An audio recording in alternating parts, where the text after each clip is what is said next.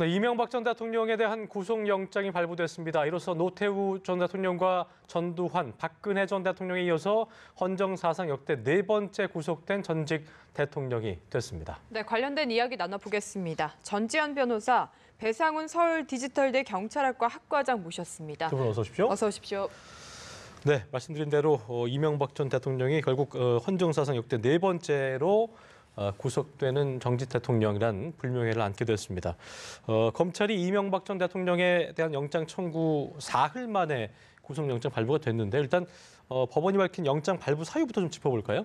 예, 영장이 발부되기 위한 요건은 일단 범죄 혐의가 소명이 되고 그다음에 증거인멸의 염려가 있을 때 영장이 발부되는데요. 법원은 어제 영장 발부 사유와 관련해 가지고는 범죄의 많은 부분에 대해서 소명이 있고 피의자의 지위, 범죄의 중대성, 증거인멸의 염려가 있으므로 구속의 사유와 필요성이 인정이 된다 이렇게 밝혔습니다. 아무래도 그 범죄 소명이 됐는지 혐의에 소명이 됐는지 이 부분에 관련해서는 뇌물죄가 인정이 되는지 여부가 주요 쟁점이 됐을 것이고 영포빌딩에서 압수했던 자금 거래 같은 내역이라든지 구속된 측근들의 진술이 결정적인 영향을 미쳤을 것으로 보이고요. 그리고 증거인멸의 염려와 관해서는 언론에 이명박 전 대통령 측이 측근을 통해서 수년간 회유를 하고 인멸을 해온 정황이 발견된다 이런 보도도 있었기는 한데 일단 혐의를 부인하고 있으니까는 범죄 혐의의 중대성에 비추어서 혐의를 부인하고 있는 상황에서 증거인멸의 염려가 인정이 된다 이렇게 판단한 것으로 보입니다. 네. 이 영장 실질 심사 사실 서류만 검토하기까지 좀 약간 혼선도 있었거든요. 근데 이명박 전 대통령이 출석 거부를 하게 된 건 이것도 뭔가 구속영장이 발부되는데 영향을 미쳤다고 보시는지요? 저는 영향을 미치지 않았을 거라고 봅니다. 왜냐하면 이명박 전 대통령이 출석을 하지 않았던 거는 이런 생각이었던 것 같아요. 출석을 하건 안 하건 영장이 발부되는 데는 영향이 없다고 생각을 한 것 같아요. 페이스북에 올린 그 친필 글도 21일 날 이미 적어놨다고 하잖아요. 그렇죠. 그 이유는 뭐냐면은 검찰이 지금 이명박 전 대통령의 수사와 관련해가지고 거의 10달에 거쳐서 대대적인 수사를 펼쳐왔었고 그다음에 영포빌딩에서 문건이 압수된 것 같은 거는 운이 좋았던 것 같아요. 근데 그에 비해서 이명박 전 대통령 측에서는 아직 공판 단계로 들어가기 전에는 검찰이 어떤 패를 가지고 있는지 어떤 증거를 가지고 있는지 알 수가 없잖아요. 그래서 일단 증거가 제출이 되면은 이제 거기에 대해서 탄핵할 수 있는 신빙성을 약화시킬 수 있는 증거나 어떤 반박 증거들을 제출할 수 있지만 지금 이 자체에서는 이 절차 내에서는 어떻게 방어를 하고 반박하기가 쉽지 않았다고 생각을 한 것 같고요. 실제 이 검찰이 영장 청구를 하면서 낸 영장 청구서는 200쪽에 달하고 이유서는 1000쪽이고 수사 기록만 7만 쪽에서 8만 쪽이라고 하는데 이명박 전 대통령 측의 변호인들이 낸 의견서는 36쪽이라고 생각하거든요. 이게 통상적으로 변호사들이 생각을 할 때 뇌물 혐의를 빼고 증거 인멸과 다른 죄만 이렇게 다투더라도 36쪽은 넘을 것 같은데 그러니까 쉽게 말하면은 반박할 만한 말들이 없었던 것 같아요. 네, 21일 새벽이라고 적혀 있었습니다. 그 세 장 분량의 입장문 보셨죠? 배 교수님 보시면서 여러 내용이 있었습니다. 뭐 이런 얘기도 있었죠. 언젠간 나의 참 모습을 되찾고 할 말을 할 수 있으리라 기대해 본다. 이 할 말이라는 게 어떤 것도 궁금하고 일단 자필 편지를 보시면서 어떤 생각으로 이걸 썼을까라는 생각을 해보셨어요? 기본적으로 정치인들이 많은 얘기를 하는 건 all or nothing이죠. 모든 것은 내 탓이다라고 하시지만 사실은 그건 자기 탓이 아니라는 뜻입니다. 왜냐하면 모든 것이 내 탓이라는 것은 구체적으로 무엇이라는 걸 얘기하지 않는 얘기는 뭐냐면 사실은 내 탓이 아니라는 얘기를 하시고 싶은 것이고요.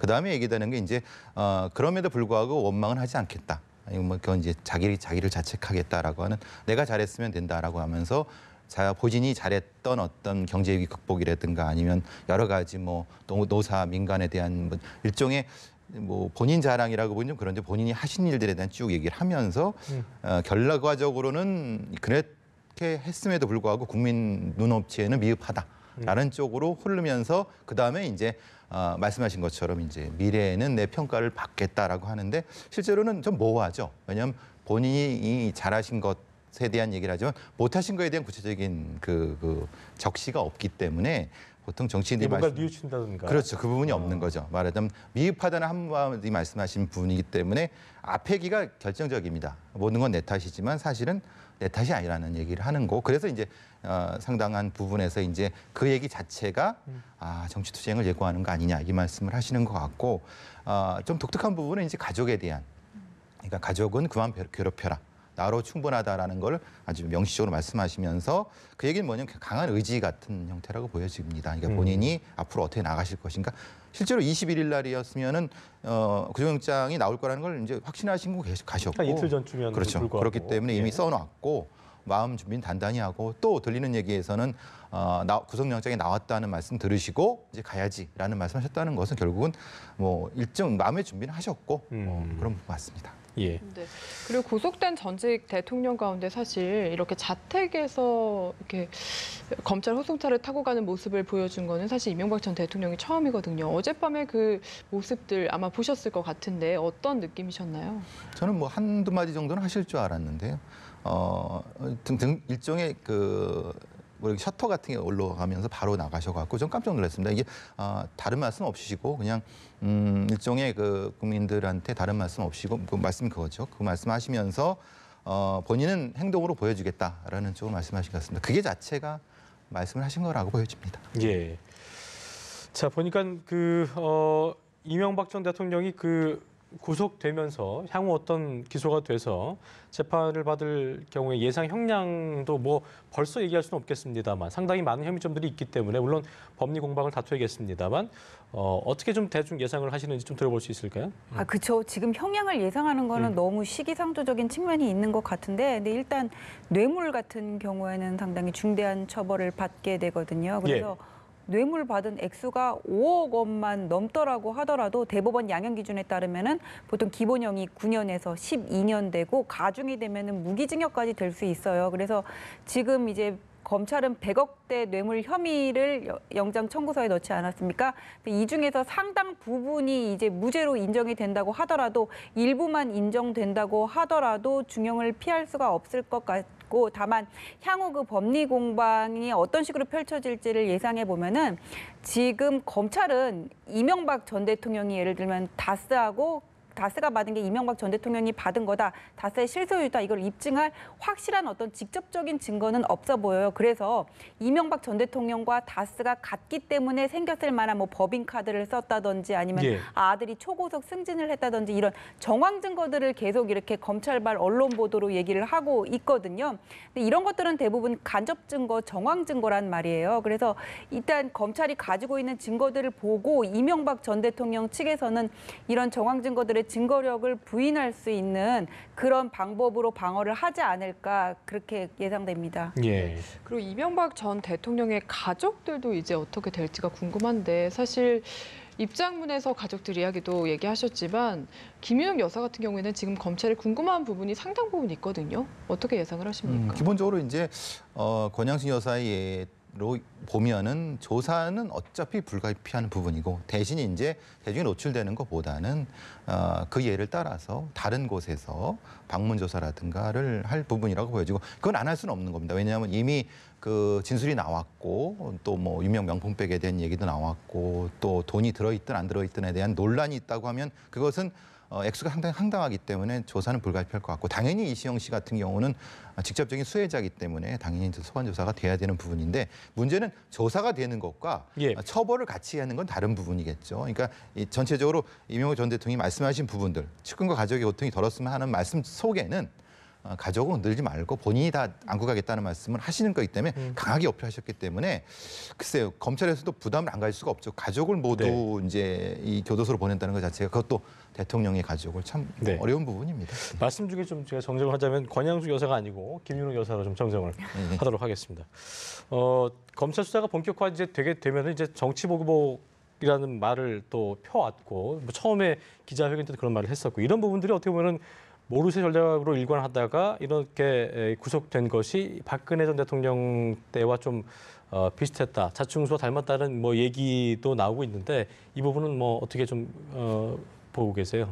그러니까 뭐 이렇게 자충수로 갈 거란 게 예상이 됐던 게 만약에 혐의를 인정할 것 같으면요. 박근혜 전 대통령 같은 경우에는 탄핵 전에 그리고 이명박 전 대통령 같은 경우에도 검찰 소환 전에 이렇게 대국민 기자회견을 통해 가지고 얘기를 했어야 됐지. 그때 이미 타이밍을 놓쳤기 때문에 이제는 이제 법적으로 싸우겠다고 지금 결심을 했기 때문에 아마 재판으로 가서도 일부라도 혐의를 인정하거나 이런 일은 없을 것 같고 끝까지 혐의를 부인할 거라고 보여져요. 근데 예.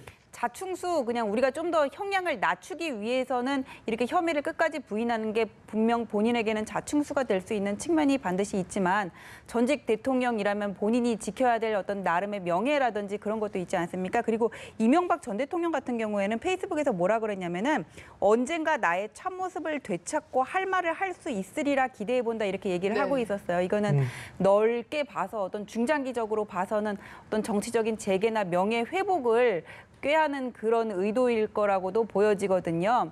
그래서 지금 이거는 정치 탄압이고 어떤 형을 선고하건 나는 나중에는 다시 인정받을 수 있다. 그냥 이런 의도가 두 분 다 깔려 있다고 봅니다. 예.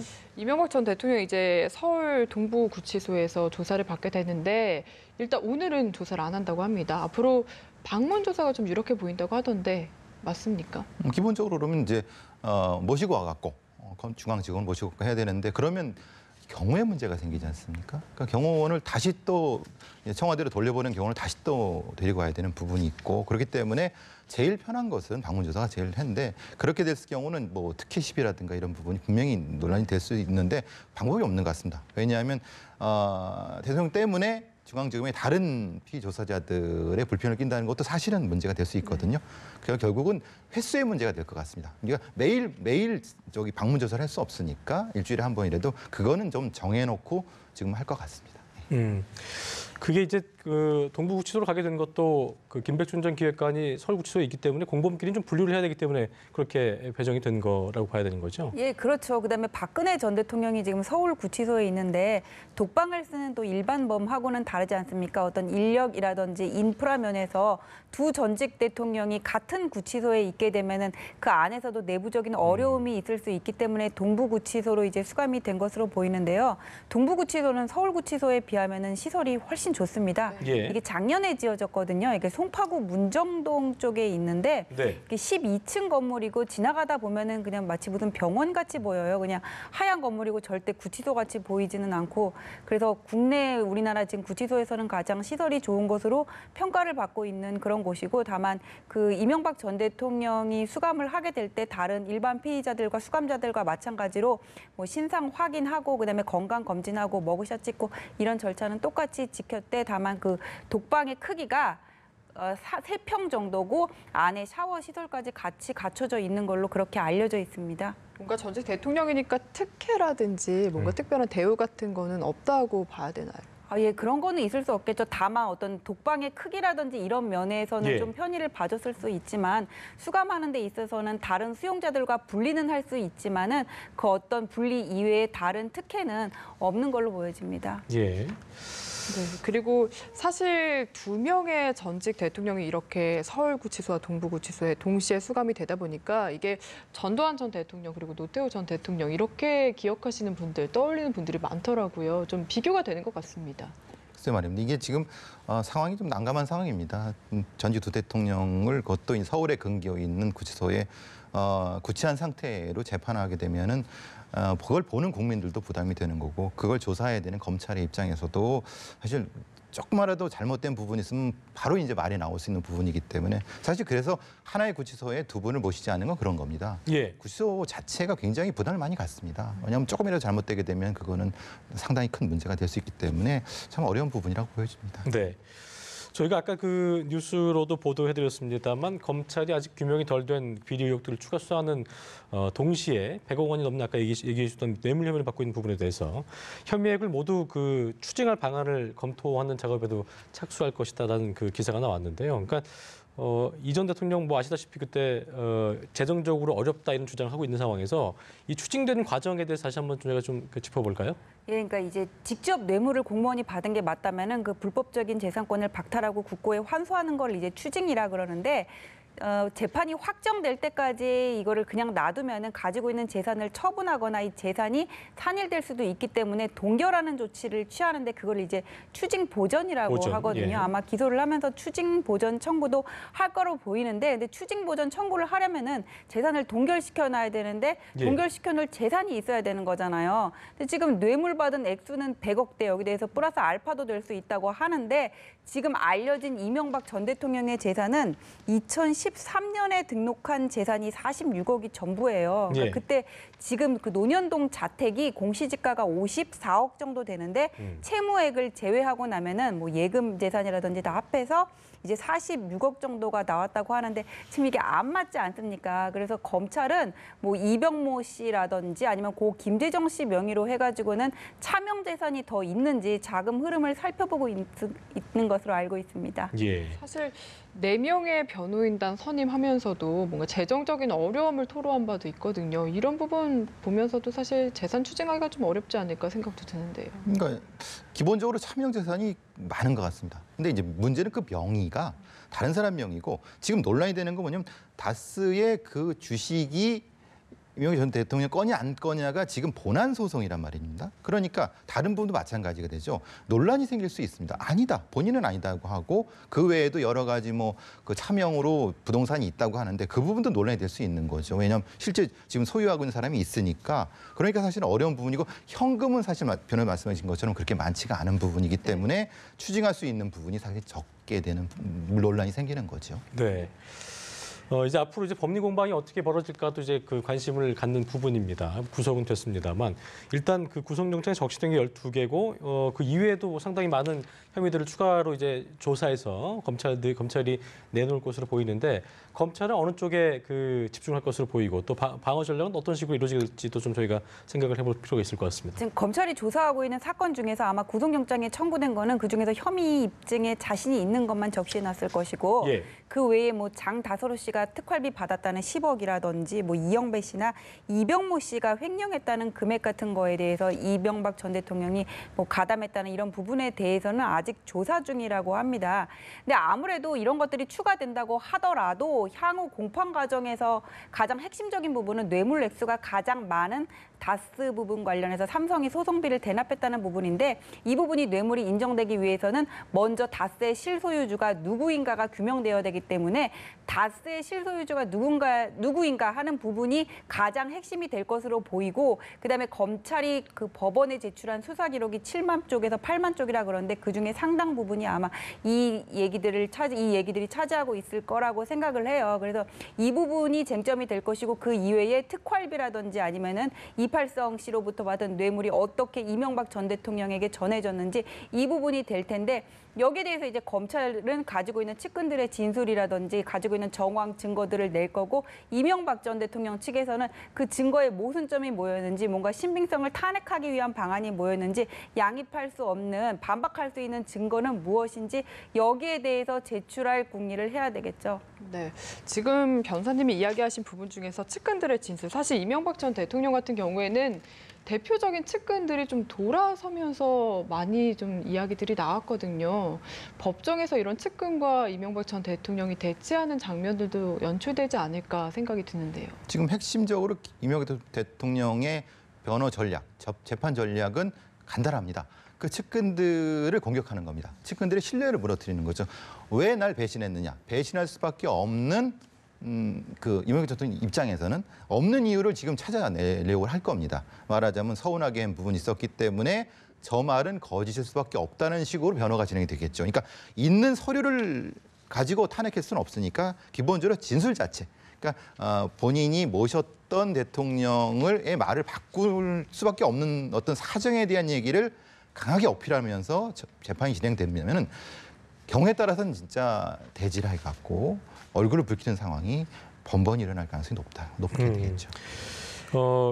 SNS에 밝힌 대로 아까도 뭐 잠시 짚어봤습니다만 뭐 김은옥 여사라든가 이시영 씨라든지 친인척들도 수사 선상에 오르지 않을까라고 예상이 되고 있는 상황인 건데 이 부분은 어떻게 좀 수사가 좀 진척될 거라고 예상하십니까? 저 이 부분은 보면은 아들부터 부인, 뭐 조카, 형까지 이명박 전 대통령을 가운데 두고 다 자기 몫을 챙겼어요. 얘기 보면은 뭐 더 조사를 해봐야 되겠지만은 뭐 뇌물조로 받은 그 백을 받은 부분도 있고 다스의 비자금을 횡령한 부분도 있고 뭐 배임을 한 부분도 있고 다 그렇단 말이에요. 그러면 이 사람들이 법인의 자금을 함부로 횡령을 해가지고는 자신의 비자금을 챙기고 이런 부분 처벌을 안 해야 될까요? 처벌을 해야 돼요. 다만 이게 부부라든지 어떤 부자 간에는 동시에 구속하기가 어려운 측면이 있기 때문에 구속에 관해서는 고민을 할 수 있지만은 저는 반드시 이 부분에 대해서는 처벌을 해야 된다고 보고요. 다만 그 김윤옥 여사 같은 경우에는 그 명품 백을 받았다는 부분이요. 이게 그냥 개인의 자리에서 그냥 알아서 받은 거면은 뭐 경우에 따라 알선 수재 같은 거는 될 수 있겠지만 그 부분은 이미 공소시효가 지났고 예. 뇌물이 되기 위해서는 이명박 전 대통령의 지시가 있었다거나 공모가 있어야 되거든요. 근데 지금 이명박 전 대통령이 여기에 대해서 부인을 하고 있으니까는 김윤옥 여사에 대한 조사는 불가피하다고 보여집니다. 그렇군요. 네, 하나만 더 검찰 수사에 대해서 짚어보자면요. 사실 다스 법인카드 같은 경우에는 10년 동안 꾸준히 썼던 기록이 최근에 밝혀졌거든요. 이런 부분을 가지고서 다시 한번 검찰 수사가 10년 전에 미흡하지 않았나 이런 이야기들 나오고 있는데 좀 비판거리가 있는 것 같습니다. 미흡하죠. 왜냐하면 기본적으로 이제 화이트 칼라 범죄에서 실소유주, 그러니까 차명 재산을 은닉해 놓은 여러 그 지분에 대해서 조사할 때는 그게 가장 먼저 되거든요. 그러니까 집 근처에서 어느 마트에서 누가 사용한 거를 CCTV랑 사람과 카드를 맞춰 갖고 봅니다. 그러면 이게 저분이 저거를 쓸 수 없는 상황인데 왜 썼지? 라는 것을 가지고 추궁하게 되거든요. 그게 예. 가장 기본적인 수사 방식인데 그게 안 됐다는 거지 않습니까? 카드 기록이야 기본적으로 단말기만 쳐보면 쭉 나올 수 있는 거를 그거 자체를 안 했다는 것은 검찰이라든가 특검 입장에서 봐도 사실 변명거리가 좀 없는 거죠. 그런데 물론 그런 얘기는 할 수 있죠. 작은 부분이기 때문에 큰 걸 하다가 시간이 없어 못했다고 지금 얘기는 하시는 것 같은데 예. 수사를 해본 사람 입장에서 사실은 좀 맞지 않죠. 그리고 지금 이게 수사할 때 가장 중요한 거는 수사 의지인데 10년 전에도 이 BBK 사건 수사했었잖아요. 그때는 전부 무혐의가 나왔다가 어떻게 그렇게 10달 동안 갑자기 에너지가 업돼가지고 수사 의지가 충만했었는지 좀 이해가 안 가는 면이 있기는 해요. 그러니까 이게 뭐 정치 보복이라고 얘기를 하는데 뭐 어떤 진실의 사실에 기초한 거니까는 정치 보복은 아니지만 이게 국민들이 보기에 뭐 보복 같다 이렇게 의심을 줄 그런 것들은 사실 있었어요.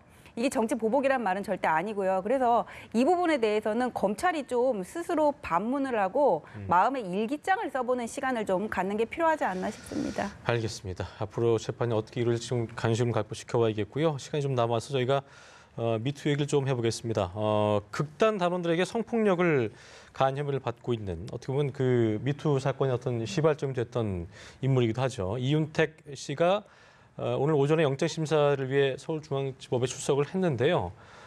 상당히 혐의들이 많이 소명되고 있기 때문에 발부 여부는 뭐 어떻게 좀 예상을 하실까요? 저는 발부될 가능성이 너무하다고 봅니다. 네. 왜냐하면 이윤택 씨 같은 경우에는 공개된 장소에서 너무나 많은 피해자를 상대로 이런 범행이 조직적으로 이루어졌기 때문에 예. 이게 뭐 굳이 물증을 안 찾더라도 너무나 많은 이 피해자들의 진술이 일관되고 구체적이고 공통성이 있으면은 충분한 증거가 확보될 거라고 보고요. 그다음에 그 이외에 경찰이 이윤택 씨의 휴대폰도 압수수색했다고 하는데 뭐 휴대폰이라든지 SNS로 어떤 대화가 오고 갔는지 범행의 전후에 거쳐서 이런 부분들을 조사를 해봐야 될 뭐 조사를 한 것으로 보여요. 근데 그 소명에 대해서는 뭐 문제가 없을 거라고 보여지고요. 이렇게 상습적으로 장기간 동안 오랜 기간 동안 여러 사람을 상대로 행해졌기 때문에 그리고 또 본인이 혐의를 이렇게 부인하고 있지 않습니까? 그렇기 때문에 이거는 증거인멸의 가능성으로도 연결될 수 있고 이분은 구속영장이 발부될 가능성이 크다고 봅니다. 네. 네, 그런데 보면 지금 추행 혐의고요. 사실 만약에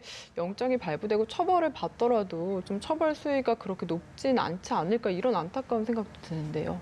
지금 성폭행 부분에 대해서는 이게 빠진 부분이 있습니다. 그래서 빠진 부분은 그 시기가 이 전이기도 하지만 실제로 입증하는데 사실은 어려운 부분이 분명히 있었던 것 같습니다. 왜냐하면 지금 이제 언론에 간간히 보도되고 있고 피해자 측 변호사들도 얘기하는 부분은 회유를 하고 있다, 압력을 가하고 있다. 그러니까 그 피해를 받은 피해자들한테 이윤택과 관련된 어떤 분들이 무언의 압력 아니면 뭐 가서 만난 이런 압력 때문에 포기하는 사람이 한둘 있다라고 주장을 하고 있어요. 변호사 쪽. 그런 부분에서는 분명히 지금 그 영향이 있을 수도 있겠죠. 왜냐하면 그래서 추행만 있을 수 있으니까 그 부분도 지금 어쨌든 영장이 발부되는 안 발부되는 수사 과정에서 분명히 밝혀져야 될 부분이 보여집니다. 네.